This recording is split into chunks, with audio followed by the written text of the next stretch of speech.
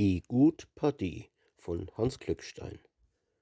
Der, wo nix erheirat und wo nix ererbt, bleibt arm wie 'n Meißel, so lang bis er sterbt.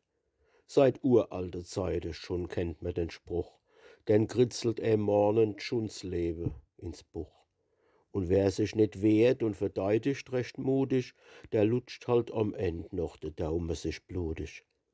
Doch wer sellem Schicksal will sicher entweiche, mit knurrendem Magen durchs Leben nicht schleiche, der macht sich halt eben bei Zeit auf die Walz und frei sich a Mädel, a Bob aus de Palz.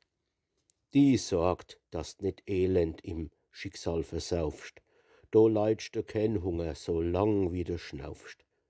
A Pelzern, die hot ihr Beziehung im Land. Die is jo, das merkst bald, mit jedem verwandt. Die riecht jeden Verdell mit richtiger Nas. Denn do wohnt e Tante und dort is e Bas. In Kaltstadt 'n Vetter, in Zeeskem 'n Bruder, in Frankenthal drüben 'n Neffe, 'n guter, in Maxdorf 'n Schwoger, in Dergem 'n Onkel. Doch manchmal, da is die Verwandtschaft so dunkel, da findst, wann d e richtige Briefung nimmst vor, bei 106 Kuhschwänz einziges Rohr. Und spinnt se noch hibe und dribe die Vätscher, dann kommt als die Freundschaft mit Kerb und Baguetscher, da kommen als Zwiebele und Weißkraut und Wäsching, Kartoffle und Gockle und Äppel und Persching, die Eier, die Handkäs, die Gummere und Butter, Halskett von Knackwurst und sonstiges Futter.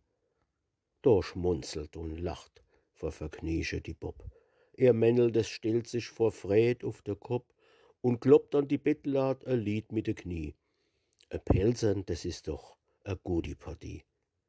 Und wer so a Mädel zur Frau hat genommen, uns is heit vom Schlachtfest a Kistel grad komme, vom Onkel von Neustadt a Fessel voll Weih, der sagt mir's und lad zum Vertilgemisch ei.